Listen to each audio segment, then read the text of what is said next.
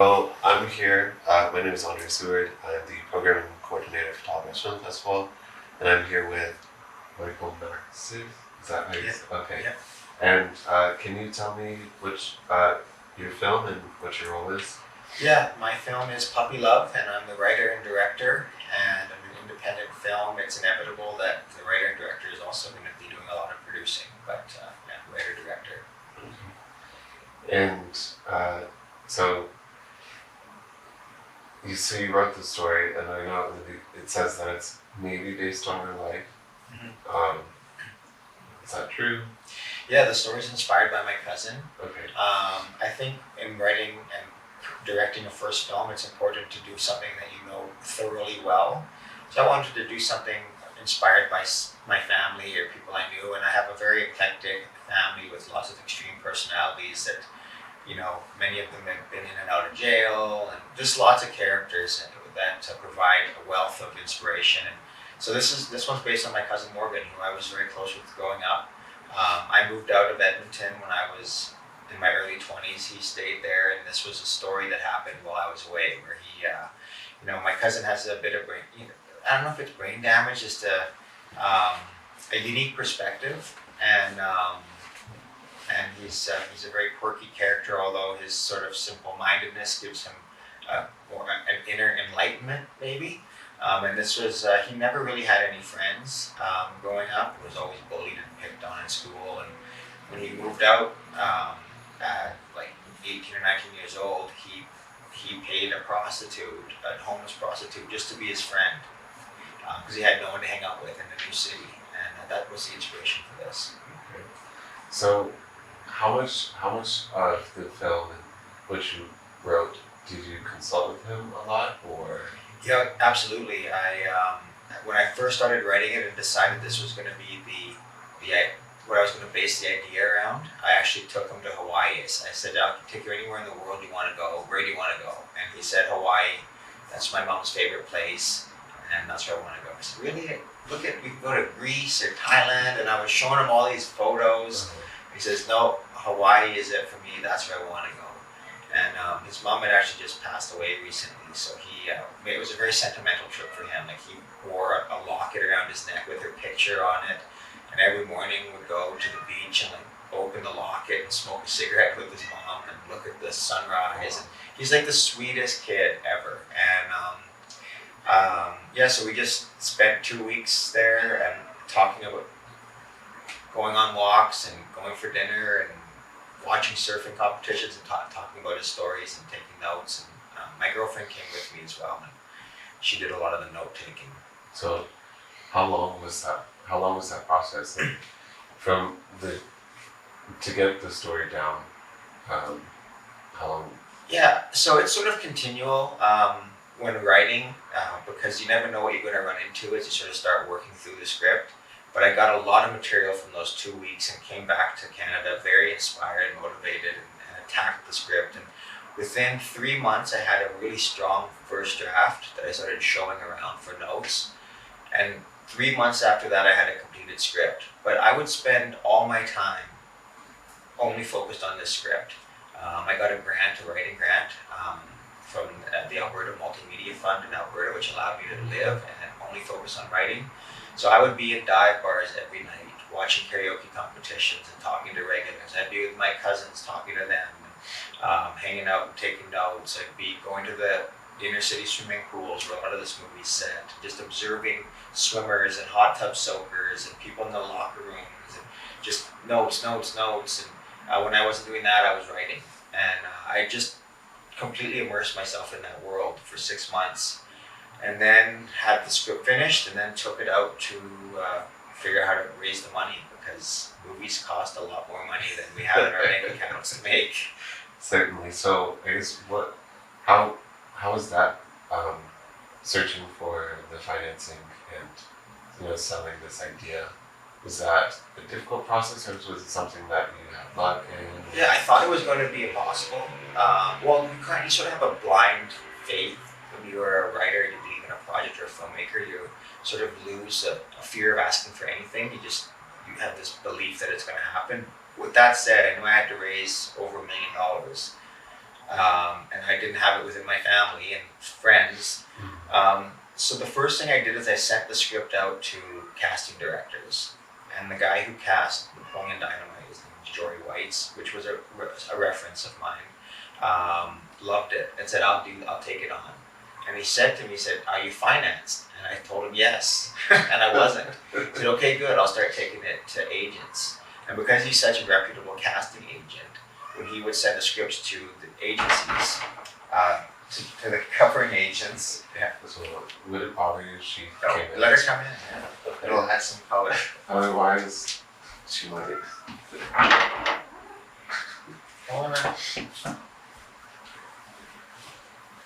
So he sent it to the agencies, and because he's so reputable, they didn't ask to see that the financing was being held in trust.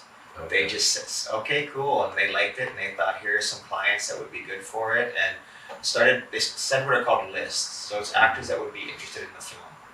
So I took these lists of well-known actors that liked the roles in the film, then the script, and then my resume, because I did a lot of music videos, and a lot of them were very well known in Canada, so it was easy to book meetings and make a good impression on people in Canada and businessmen.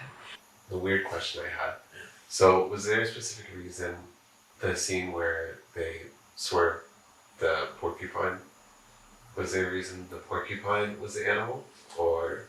Yeah, so it's based on a true story, and it's a combination of two true stories, to be honest. And actually, no one's asked me this question, but one time Morgan, so in getting all of his stories, he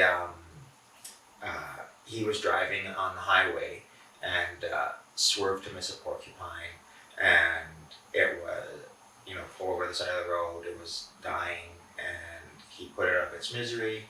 And I said, what did you use? And he said, my laptop. And which I found this unique answer, which is in the film. And then he took it to the side of the road and buried it.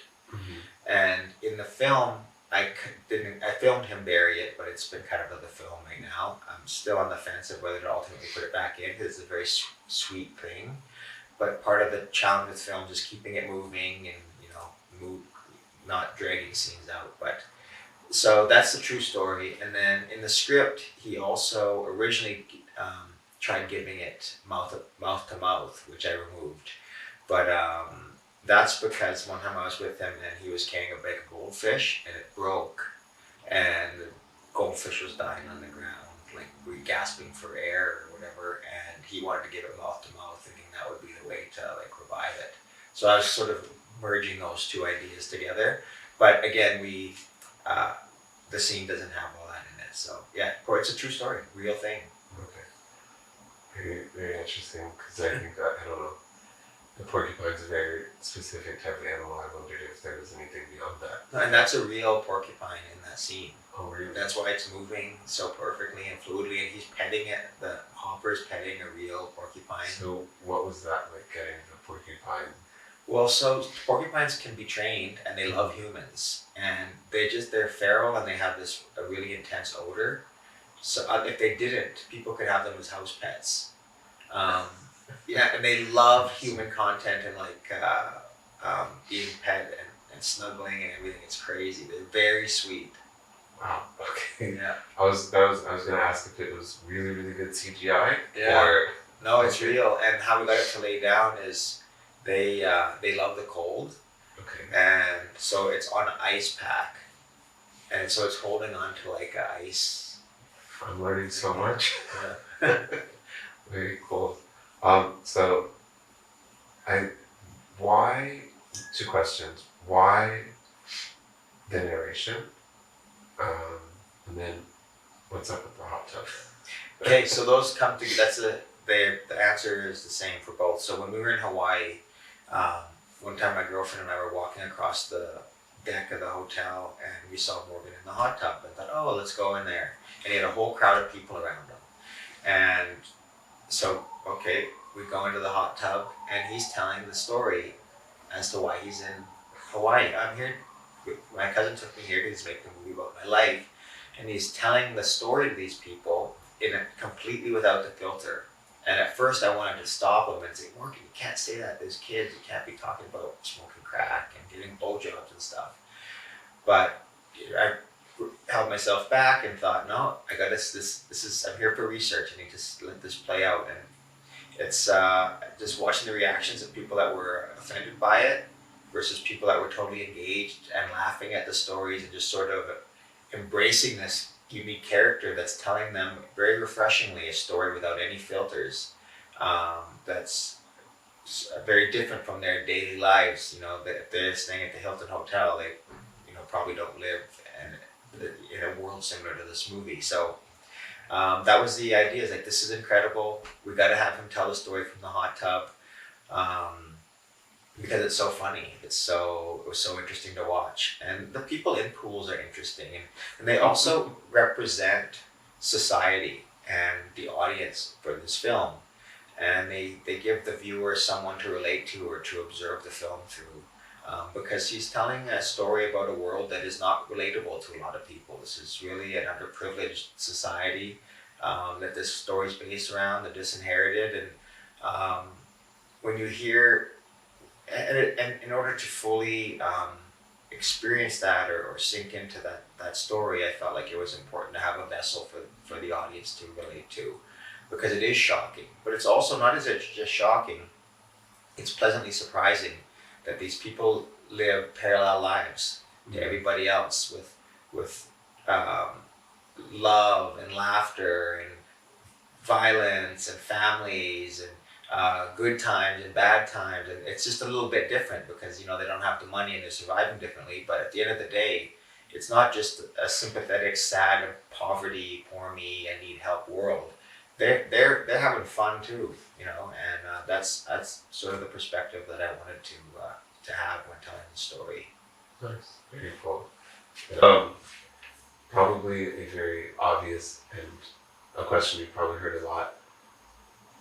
You kind of talked about how you got the actors with the casting agent that you know, but it's quite the cast.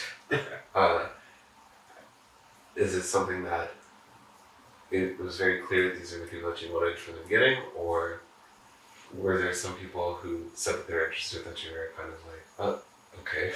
No, you know, I struggled a lot to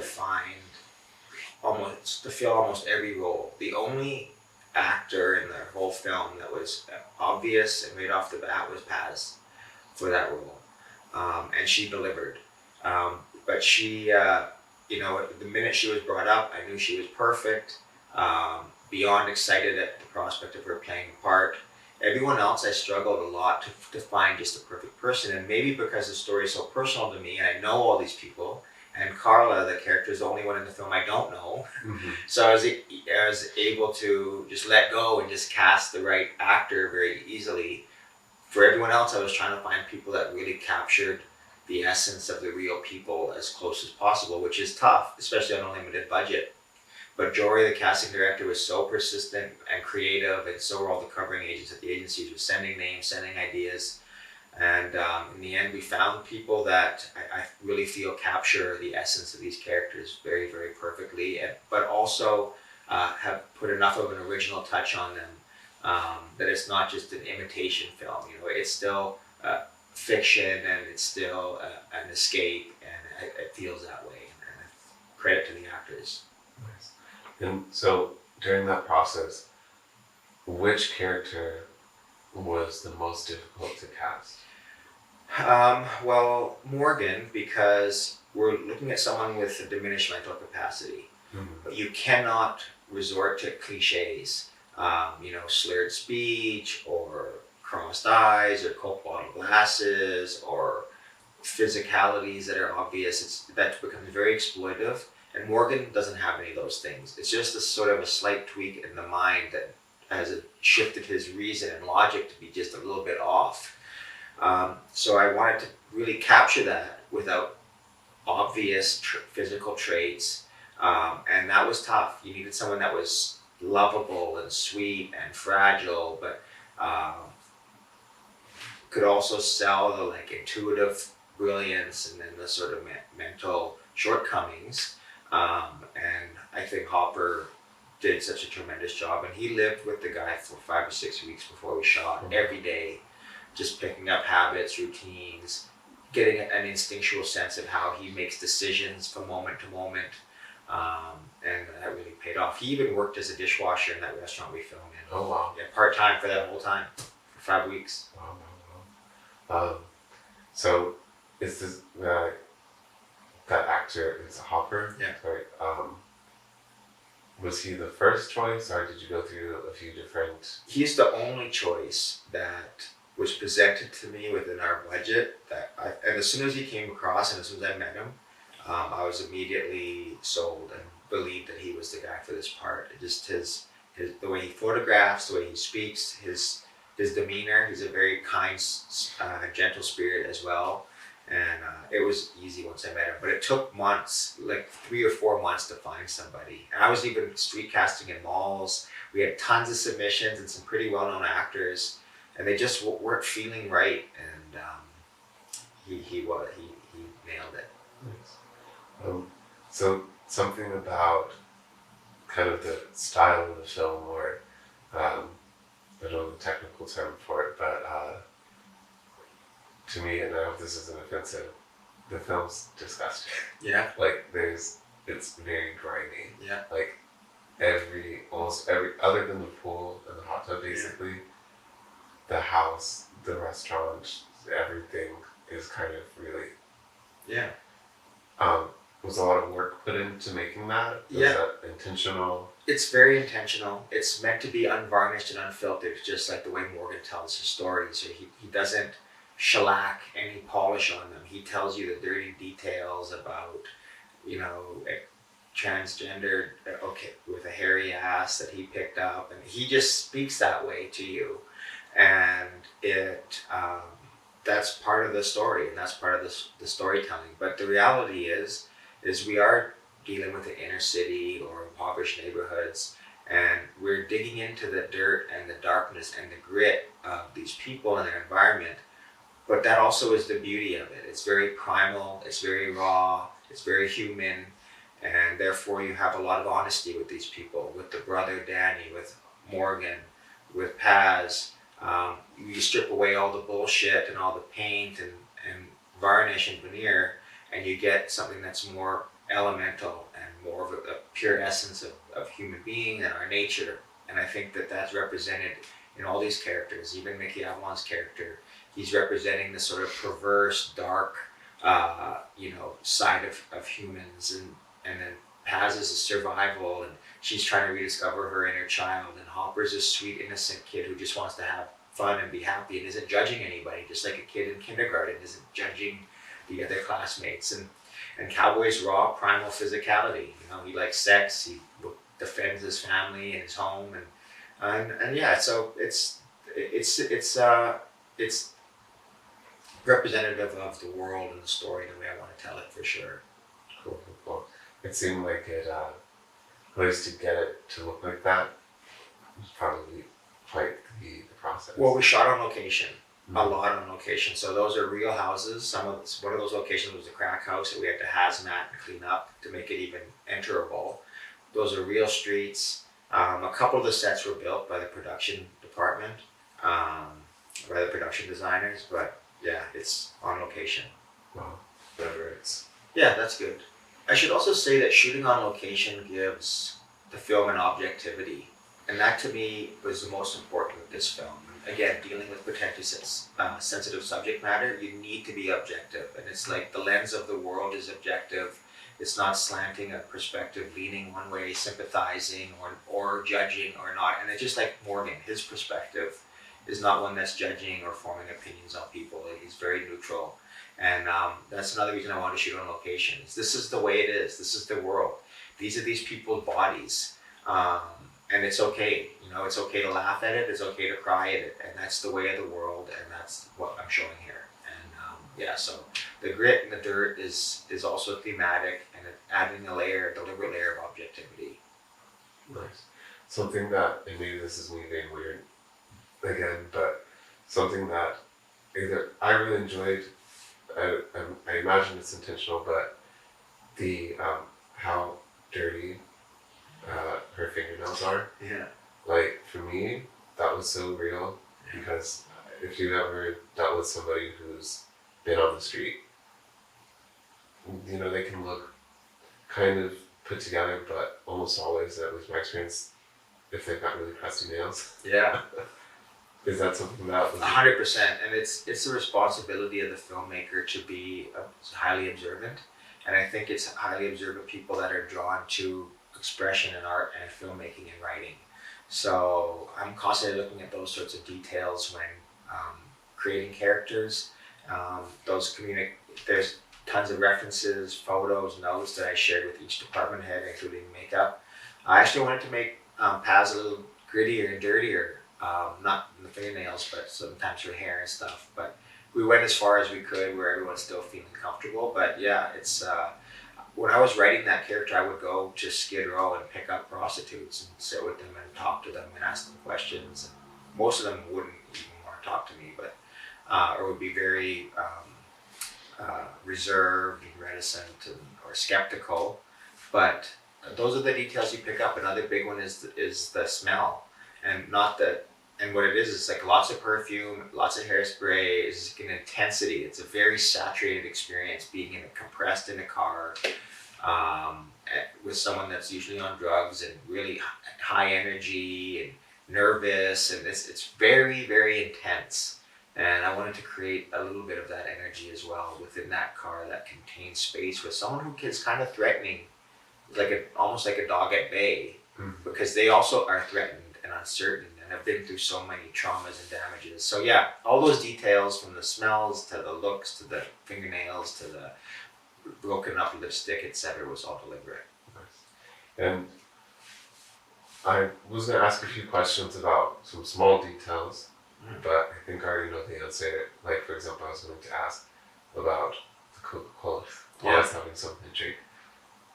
Is that because that's how Morgan really is? Leo Morgan goes everywhere with a Coca-Cola. He says that he runs on it. He says he's allergic to water, and he's hypoglycemic and needs sugar. Or if sugar levels are getting low, it's depressing. He gets depressed and headaches.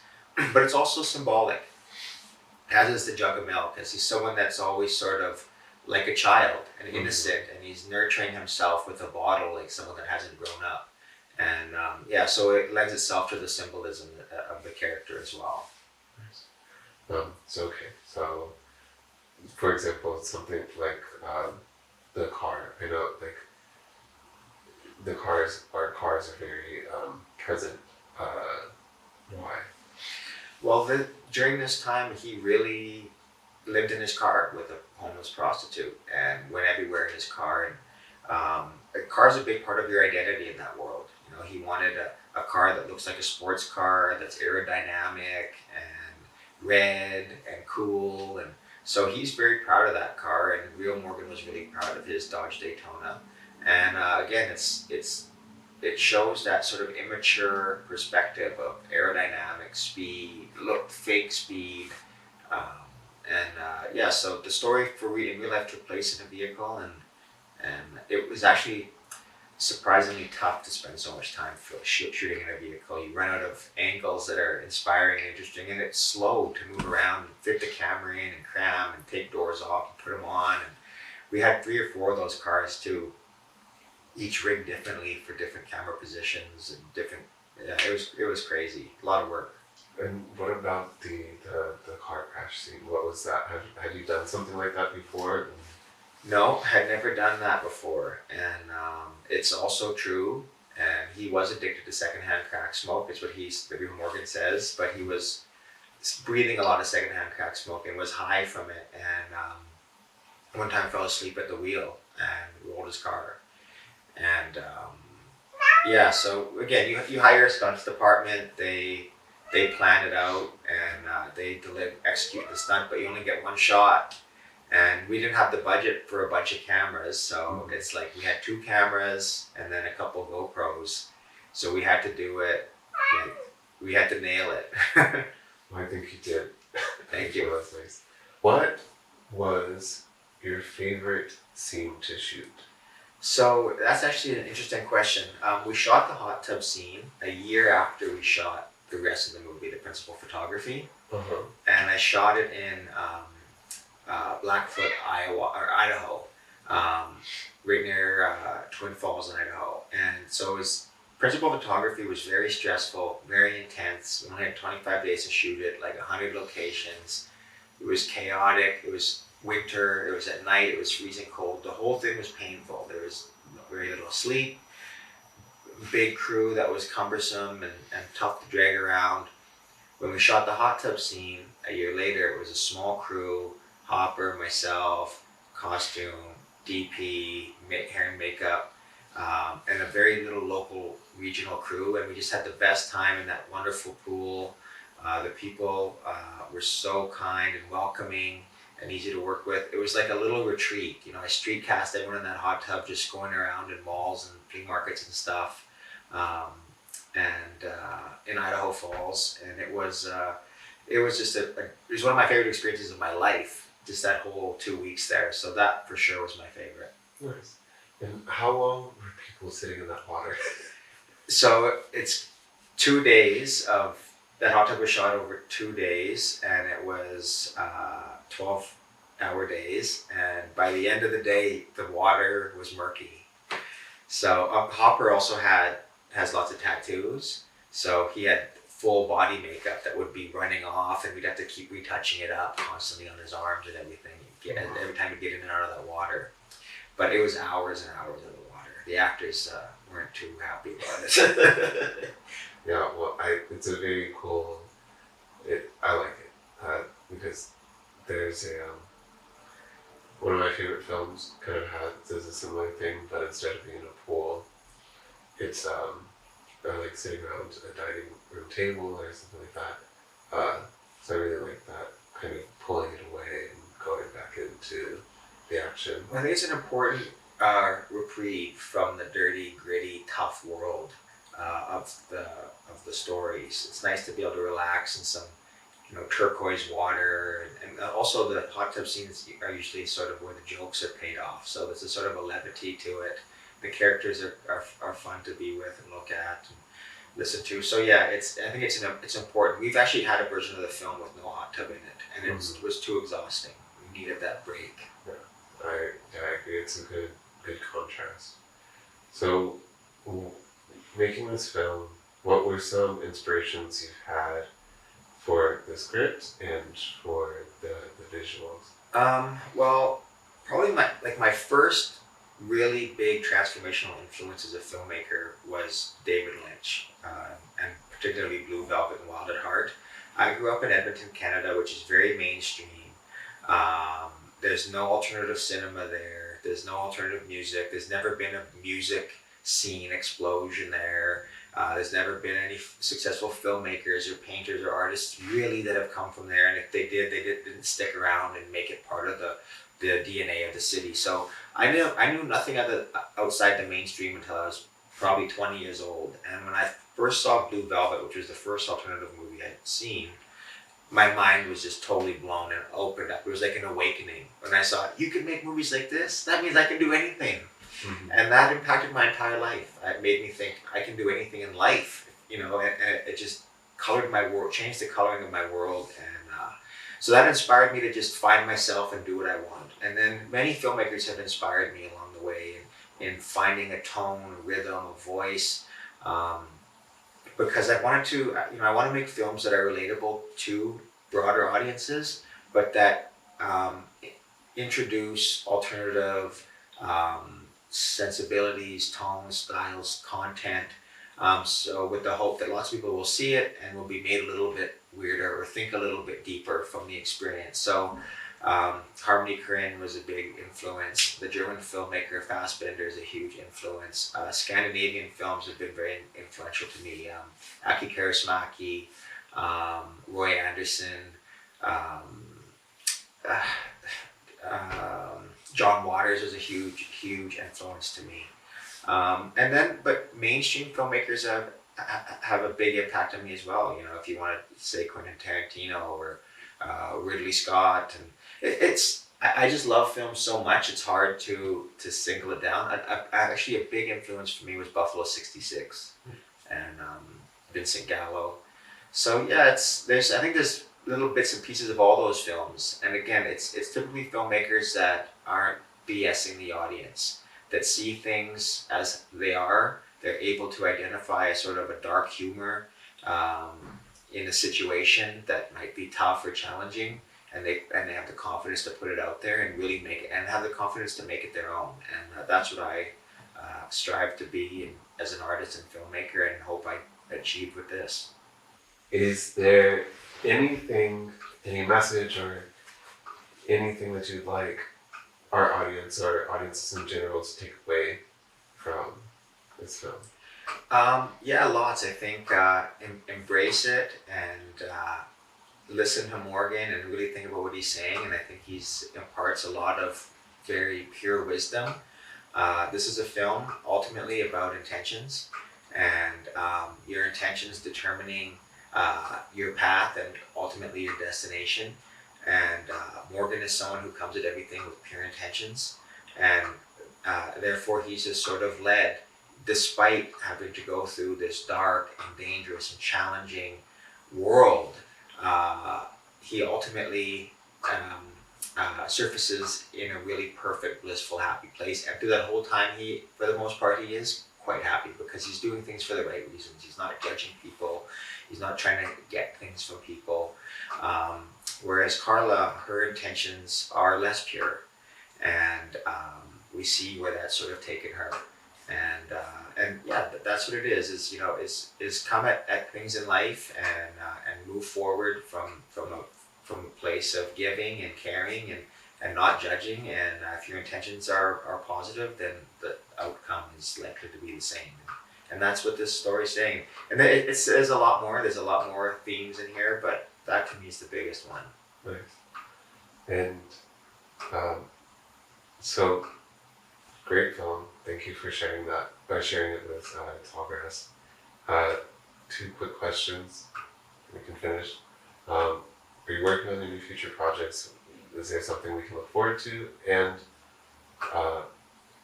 why the name? Or how did you end up with the title, Puppy Love? Okay, so yes, I'm writing 3 scripts. Each one is in a different stage of development. There's interest from producers and production companies in all of them. I just sort of have to focus in on one, and I think it's going to happen. I've been doing some of the research for the one of them here in Madrid, actually. The name Puppy Love, naming a film is so hard. I had a list of probably 100 names. The film was originally called Slizzard, which was Morgan's nickname that his brother gave him. But when I started sending the script out with that name, the name did not receive a good response from people that knew nothing about the film or me or Morgan. They thought they were expecting an alien movie or a monster movie or swamp monster movie. So then it had many, many more names, and then for some reason that name came maybe a week before we started shooting, and it came after getting to know Hopper. When I was talking to Hopper and the real Morgan, and Morgan was describing his relationship, and the real Morgan said, I don't know, it was just puppy love. It was just a new young love, and I thought, oh, that's great. And then Hopper sort of has this. He's like a puppy dog, He has the kind of the sad, vulnerable eyes, and he's very kind and just a sweet-looking kid, and it just fit. And there's an element at the end that I think suits as well, but I don't want to give that away. But just when Morgan said it, it just kind of felt like that's a good name for the movie. And yeah, we had like 5 or 6 names of the film over the last 6 weeks leading up to production. It seemed like it was changing every week. I think it was a perfect choice. And I think that's all the questions that I have. Thank you again for sharing Puppy Love with Tallgrass. I hope that your future projects are just as incredible. Well, I hope you guys have a great festival, and I hope everybody enjoys the film. I wish I was there. I actually love Wichita, so have a great night, and hope this film moves you. Thank you.